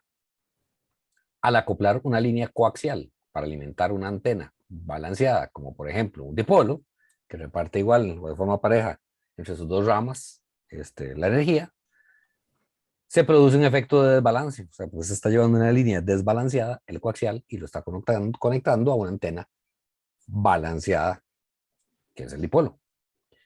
Lo que hará fluir una corriente de regreso por la parte externa de la malla del coaxial, produciéndose una irradiación no deseada en el mismo coaxial. ¿Cuál es la solución? La solución para cancelar esta corriente es intercalar entre el coaxial y la antena un dispositivo, que se conoce como el famoso balón. Y ahí le estoy respondiendo a la pregunta que también ponen ahí en el chat de socios de, para tal antena necesito un balón. Si usted está llevando un cable coaxial que es desbalanceado por su construcción física y la antena es balanceada, o sea, es cualquiera que tiene así como los tipos dipolos, ¿verdad? Tiene un palo para un lado y otro para el otro. Sí, necesita un balón, sí o sí. Pero mira, es que a mí me sirve sin el balón. Sí, la antena sirve. Lo van a escuchar menos lejos, o sea, no lo va a pegar a los de Antártica, que cuestan tantos, de la Antártida, perdón. Lo van a escuchar pura vida aquí en todo Centroamérica y para volar pico con los hondureños no hay problema. O sea, pero de los 100 watts que usted le está metiendo al radio, efectivamente hacia el aire van a estar saliendo 10 o 15. Entonces sí se necesita un balón, cuyo nombre proviene de la contracción de las palabras balanced to unbalanced. Existen, bueno, nada más aquí es que sepa que existen 3 factores de importancia que inciden en el funcionamiento eficiente de la línea de transmisión. La impedancia de la línea, 50 ohmios es lo que utilizamos nosotros generalmente en cable, ¿verdad? El factor de velocidad del cable y la pérdida por atenuación. Yo por aquí dejé abierto una imagen que no era esa, ni esta otra. Esta era, debe estar aquí, ahí está. Esta es una tabla donde se ven esas tres cosas. Bueno, esto es para cables, es decir, la impedancia de la línea. Esto es para cables de... Ay, ese no era el lápiz, Safis, era este otro. De 50 ohmios, que son los que utilizamos nosotros en radiodifusión, ¿verdad? El coaxial que utilizamos, como el RG58, este que está ahí, es de 50 ohmios. En televisión, el cable coaxial de televisión, o sea, no le sirve a usted robarle a Telecable el cable para ponérselo a su antena, porque ese es RG59, que es de 75 ohmios, ese se usa para televisión. El cable que utilizamos en radiodifusión son todos estos que usted ve que dicen 50 ohmios. Entonces esa es la impedancia del cable, que era el primer factor que decían ahí. Luego el factor de velocidad. Hace un rato yo le dije a usted que la longitud de onda, lambda, es igual a la velocidad de la onda, C, la velocidad de la onda en el espacio, entre F. Eso solo es en el aire, porque en los cables la onda viaja más corto. Entonces en lugar de C, aquí es donde entra este valor de velocidad, este valor de factor de velocidad, perdón. La mayoría de los cables que nosotros usamos tienen un factor de 0.66. Entonces usted ve que en los cálculos, cuando están calculando los gamma match o los balloons, usted ve que dice 0.66 por la velocidad de la luz, que era 3 por 10 a la 8. De ahí donde viene, hay 10 a la 8. Bueno, ya me entendió. Entre la frecuencia. Entonces usted nada más busca el tipo de cable, estas tablillas están por todo lado ahí en internet. Su tipo de cable, qué sé yo uso mucho RG213 y RG5. Entonces nada más yo sé que el factor de velocidad es de 0.66. Y lo otro era las pérdidas. Las pérdidas, bueno, aquí estaban. Atenuación en decibeles por cada 100 pies gringos. Dependiendo de la frecuencia, entonces, qué sé yo, este RG58, digamos a 10 megahercios, esa es la pérdida que tengo, 0.6 decibeles por cada rollo de 100 pies de cable que tenga. Y algunos son muy buenos, hay cables que son muy buenos para ciertas frecuencias y cables que no son buenos para ciertas frecuencias. Por ejemplo, cuando yo instalé la antenilla para satélites, tuve que poner un cable relativamente caro, que es el EMR400, no el RG58, que es el más común, porque a esas frecuencias tan altas, cualquiera de estos otros tenía una pérdida enorme. Vea este ya aquí, qué sé yo, a 1 giga, 8 decibeles por cada 100 pies. Entonces ahí va sumando. Y hay cables que tienen pues pérdidas muchísimo menores. Este es uno. Pero como digo, este es muy caro. Por dicha a mí me lo regalaron. Entonces nada más 3 conceptos de qué es lo que hace una línea más o menos eficiente. La impedancia característica, como decía aquí, 50 ohmios en el caso de nosotros. William. Señor.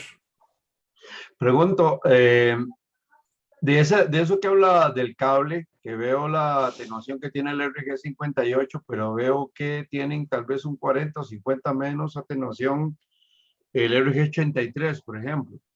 Ajá. ¿Esos igual trabajarían? ¿Tienen el mismo tipo de conector? No, ese RG83 no le sirve porque es de 35 ohmios. Ah, todos tienen que ser de 50 ohmios. Los aparatos que usted compra para radiodifusión, en forma estándar, la impedancia de entrada de todos, de los puertos, ya sea... Es de 50 ohmios. Exacto, es de 50 ohmios. Y si usted lo desacopla de esa forma, entonces cuando usted transmite, se le va, ese es el ROE, precisamente de ahí donde sale el ROE. Se le va a devolver un montón de la señal hacia dentro del aparato y lo va a terminar quemando. Sí, ok. Entonces, en ese caso, dentro de los de 50 amperios, sí sería mejor un Ohmios. RG213 que el RG58. Dependiendo de la frecuencia que lo vaya a usar, sí, es mejor el RG213, parece que las pérdidas son menores en casi todas las frecuencias. Punto 16, okay. Sí, correcto. El más barato es el RG58, ese es el cable más barato, que lo compra Octavio ahí Sí. ¿En cuánto, Octavio? ¿Como 800 pesos el metro? No, 180 colones del metro, muy bueno, muy bueno. Sí, No le tenga miedo. Octavio es que es mi codo. Ni en Palí lo compra así. Exacto. Curso financiero, Octavio, ¿cómo se llama? Para más consejos. Ujú. Cuando se lo enseñé a mi tata, me dijo, eso no sirve ni para amarrarse los zapatos. Sí, ¿verdad? Causa cierta duda. Pero hay cables también que son mejores, pero son incómodos. Ese LMR400 que yo tengo aquí, que le digo, que lo tiré para una de las antenas, y es como casi como un 000 de esos que se usa ¿cómo llaman? Electricidad. Es tiesísimo como un tubo el bendito. Entonces, de ahí, por donde yo lo saqué por una celosía, tuve que quitar la celosía porque me la iba a quebrar el cable. Y yo no puedo moverlo aquí para ningún lado porque donde está, es tiesititico. Como digo, Sí. es casi un tubo el bendito. O sea, que sí, ahí veo que hay varios que tienen mucho menos atenuación, pero el diámetro del cable es impresionantemente mayor. Sí, son mucho más gordos, exacto. Entre más grande, tienen más cobre, entonces porque son mejores. La resistencia, Ok. la resistencia por metro baja Sí. un montón. Entonces Sí, la entonces- atenuación baja también. Ok, gracias. Ok.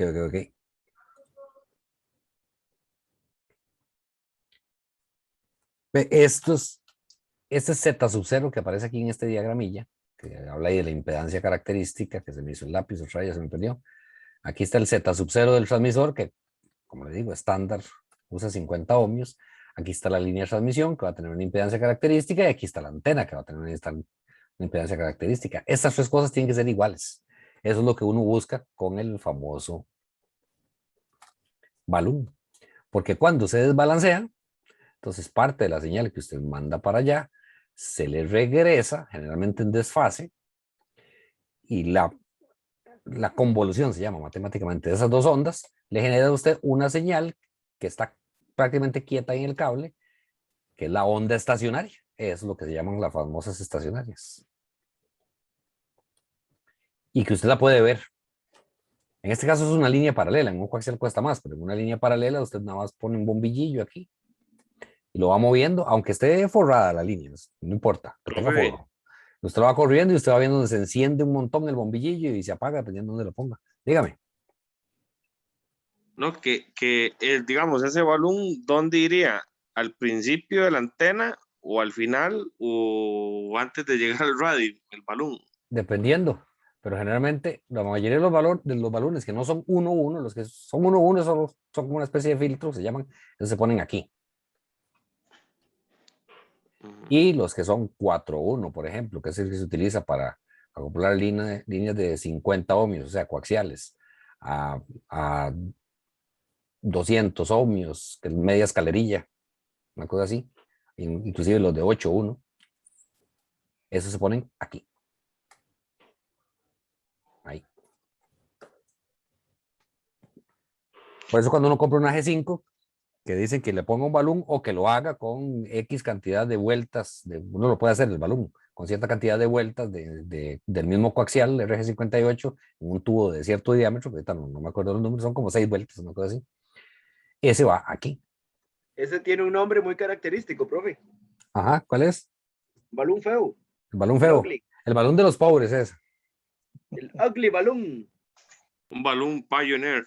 Ese es el que yo tengo ahorita con la G5, pero también tengo un 1-1 de filtro abajo, que me mató un montón el ruido, me lo bajó, que lo compré de MFJ. Es el, ya le digo, es lo que llaman un UNUN. Profe, MFJ otra pregunta. Y a la 915. hora de pedir uno de una electrónica, ¿cómo lo pide, digamos? Porque balón ahí está para cámaras. Depende del tipo de antena, un balón 4-1, 1-1, pero eso no lo consiguen en Costa Rica, en ningún lado. Ok, Aquí en Costa entonces es Rica mejor fabricarlo. no hay tiendas de radiodifusión, como Dios manda. Sí, eso sí. MFJ Y uno, digamos, podrá 915. fabricarlo, Déjala. pero tiene, digamos, alguna característica ¿cómo es que se llama? El cable. Puede ser cualquier cable o... No, depende del tipo de cable, así va a ser la cantidad de vueltas que necesita, o lo hace con ferritas. Eso es todo un capítulo de teoría, de construcción de balones. MFJ 915, este es el que tengo yo. Sí, Es lo sí, que lo he llama un visto yo en UNUN, internet. realmente. Es un balón 1-1. Este lo que trae adentro son dos ferritas, dos toroides, con un poquillo de cable enrollado conectado a los dos PLs. Este va, dice ahí, como aislante de línea. Este va del lado del radio o del túnel. O sea, este va adentro del shack, no va afuera.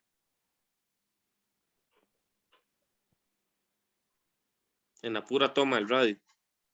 Bueno, desde el túnel, donde le llega la antena, antes de empezar con los equipos, ahí se pone. Entonces, el cable que viene en el techo se conecta de un lado y ya el que sale yo lo tengo al túnel primero y después del túnel hacia el radio. Entonces es el que sale de este otro lado. Con dos, ¿cómo que llama eso? Con dos conectores de chasis. No, o sea, él trae esto de ahí. O sea, Ujú. para enseñarles un poquito más grande. Él trae un PL aquí, hembra. Entonces aquí llega el de la Ujú. antena directo, que es un PL macho. Y después con dos pigtails que son de un pedacillo de 1 metro de cable RG213. Conecto al túnel y después del túnel. El túnel tiene otra salida, conecto al radio. ¿Y ese balón sirve para VHF? Serviría, pero cuesta mucho que usted tenga una línea desacoplada en VHF porque la antena, pues una antena, digamos, una antena comercial, todas son de 50 ohmios. Y el pedacillo de cable generalmente para VHF, usted no debería tener 400 metros de cable. En el caso mío, lo que tengo son 5 metros, nada más. Del radio Yo al. tengo 20. Que es el que venía así con la antena esa de tram, con un conector NMO y listo. Entonces eso no lo tengo para VHF. Y ahí no tengo ruido, cuesta mucho. Y digamos, si tengo 20 metros. 20 metros porque necesita los 20 metros, o sea, porque el Ujú. radio está separado 20 metros de la antena, o porque Está separado del radio 20 metros. de ahí el único Antena. problema es que dependiendo del cable que use, va a tener una pérdida relativamente alta. Tiene que fijarse en una tablilla como esa que estaba aquí. El problema es que esta tabla no llega tan bajo como para ver cuál es la pérdida. El que tengo es RG58 patrocinado por Yoso. Por Joshua. Sí, lo que quería ver era el factor de pérdidas, pero en esta tabla no está para 144 megas. Ah, no, sí, perdón, sí, aquí estábamos. Vea que, pero para agarrar el lápiz, o sea, usted está parado aquí en esta línea. Ajá. A 10 megas ya es 1.4 decibeles por cada 100 pies. Ajá. A 100 megas, usted está parado aquí encima de casi 5 decibeles por metro. Bueno, perdón, por cada 100 pies, que son 33 metros. Ahí se puede sacar cuánto está perdiendo, cuántos dB está perdiendo por cada metro. En 20 metros. Y eso usted se lo resta a la ganancia de la antena. No sé cuánto, digamos que la antena suya sea de, no sé, de una de muy buena ganancia de 9 dBi. Entonces ahí se va a dar cuenta que en esos 20 metros de cable RG58, usted está matando totalmente la ganancia de la antena. O sea, pudo haber puesto un tenedor en el techo y transmite igual que la antena, que quién sabe cuánto le costó.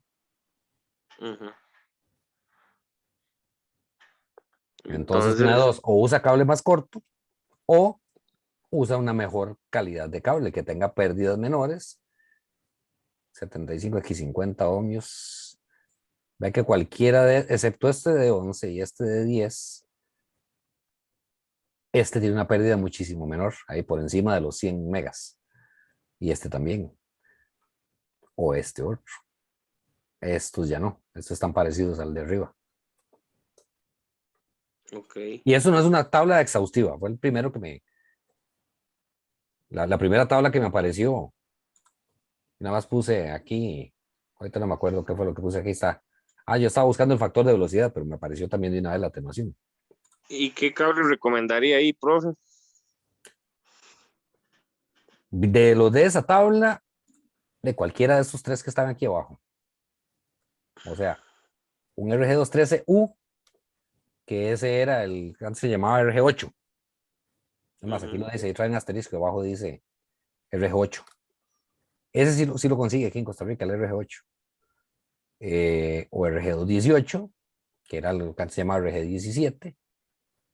O el RG220, que sería el mejor de estos tres, de esta tabla, viendo esos tres. Que era el que antes se llamaba RG19. RG220, RG218 o 213 están mucho mejor que ese que está ahí arriba. Ya no. Me imagino que en precio va a andar un poquillo más caro, pero Son ahí es más que mejor. esa, por supuesto, pues son más gruesos, estos son más caros, traen más cobre. Ya no, hacer la inversión entonces. Si vea que el diámetro promedio del que usted tiene es 0.19, este está en pulgadas, ¿verdad? Mientras que ese que le dije, 0.7, son 1.12 pulgadas. Es un leñazo más grueso. Sí, claro. Totalmente. Ya no. A cambiar. Bueno, aunque con ese huepucha salgo bien, pero yay. Y Pero sale podría uno salir duro. mejor y llegar más lejos. Exactamente. Otra parte también, digamos, con los 50 watts que da el radio mío, se calienta en la toma el cable también. Me imagino que es por eso. Sí, nada más. Bueno, usted ya está totalmente seguro de que está viendo estacionarios, ¿verdad? Ah, sí. Sí, sí, Medido sí. ahí en esa toma. En esa toma, Y con la correcto. antena donde va. Ujú. Estas cosas hay que medirlas siempre. Cuando usted mide las estacionarias y la impedancia característica del sistema cable, antena, etcétera, eso no se mide ahí en el jardín, etcétera. Se mide donde usted la va a instalar. Y por eso Correcto. no se comporta igual la antena suya ahí en su casa donde usted la puso, que si yo me la traigo y la pongo aquí, o que si la ponemos en el palo ya se me olvidó de qué, donde Octavio sube las antenas ahí, en el palo de mango, se Sí, sí, comporta sí. totalmente distinto. De hecho, este Sí, chaval, correcto. Dave Kastler, tiene todo un episodio hablando de eso, de que cualquier cosa metálica se comporta como una antena y le altera el patrón de radiación de sus antenas y la característica de cómo se comporta su antena. Cualquier cosa Ujú. metálica que usted tenga cerca. Y por eso es que, dependiendo de dónde la Y se ponga, refleja también. sí, claro. Entonces, por eso las mediciones se hacen con la antena en el sitio. O sea, usted puede ir a comprar el sistema cable antena, o sea, una antena ahí a Holz Van Patten junto con tantos metros de cable y se lo miden ahí encima del mostrador y vea la qué linda que está, no es lo mismo ahí que cuando usted la ponga donde sea que la va a poner.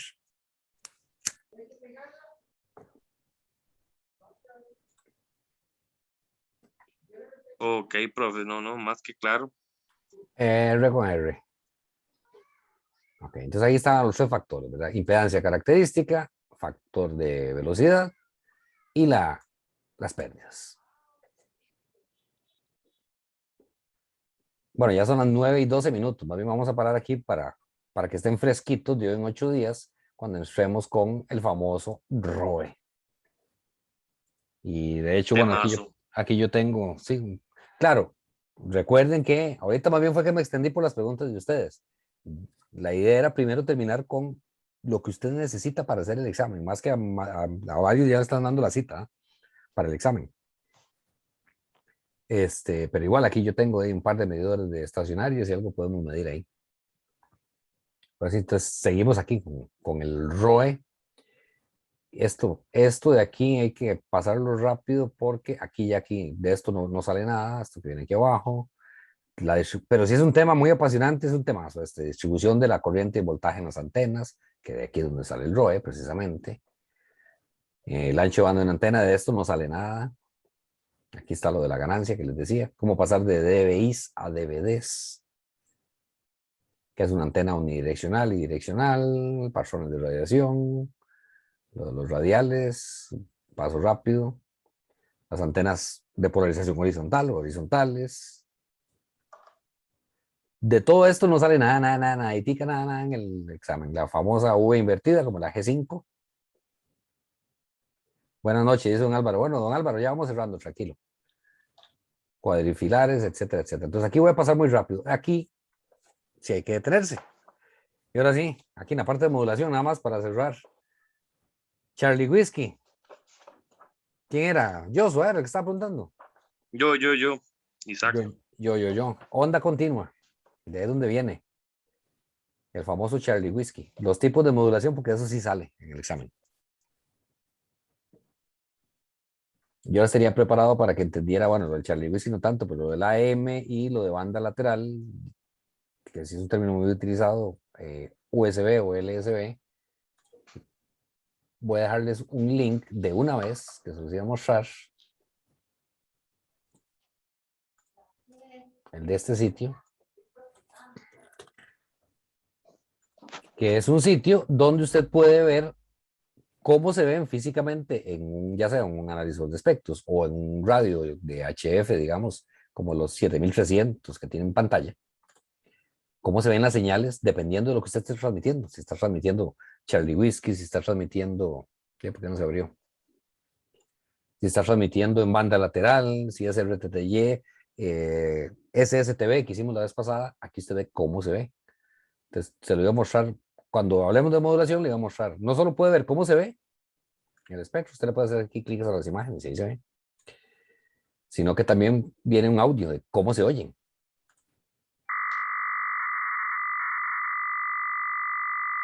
Uno escucha de vez en cuando en HF una señal y uno, ¿qué será eso? Con esta wiki uno se puede guiar ya sea visualmente, si tiene un radio que permita visualizarlo, o también con el sonido. Y esta gente tiene una aplicación para Android. No es muy buena, pero yo lo he probado y de vez en cuando la pega. Donde usted graba un toquecito de la señal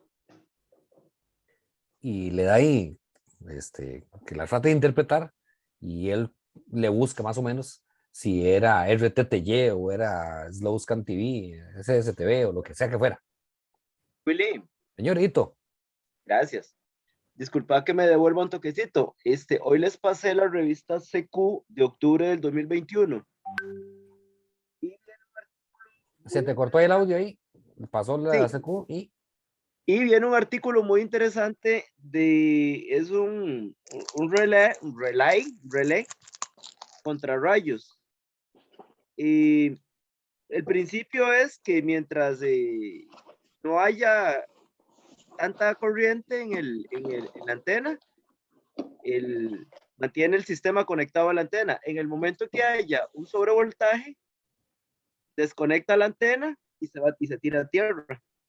Es que interesante el articulillo, se llama Relay for Lighting Arrested, algo así. ¿El artiqué? Articulillo. Me parece que está en la página, look at the page 51. Automatic Antenna Relay for Lighting Protection. Tal vez a los compañeros les puede interesar leer el artículo. Disculpa que me devuelva ahí, pero es que me lo acabo de encontrar y me pareció interesante. Por Mark Parsons, Whisky Zero Mike Hotel. Tiene un asterisco que supongo que por ahí vemos ahorita si es que está vivo, es que está muerto. Ah, no, lo que viene es la dirección. Está vivo, está vivo. Aquí está la antena relay. Aquí tiene una toma de tierra, transceptor por un lado, antena para el otro. Lo que no sé es qué será ese cable con ese montón de... Ah, el control supongo para el relay, para alimentar el relay.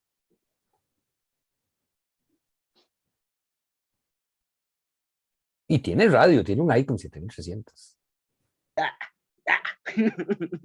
Y si no es nada del otro mundo, básicamente un relay ahí. Aquí está la antena de switch. Abajo solo tiene el relay y un diodo, el diodo de protección que siempre lo trae el relay. Un diodo extra y un LED ahí, una resistencia. Eso es para que se vea que está encendido. Y luego aquí el switch de antenas. Está chistoso. Está bonito, como para proyecto de hacer en casa. Este mouse es un... Ah, no, pensé que era un relay de estado sólido, pero no es un contactor. Es grandecito, eso sí, ¿verdad? Porque es un corrientón, se preocupa.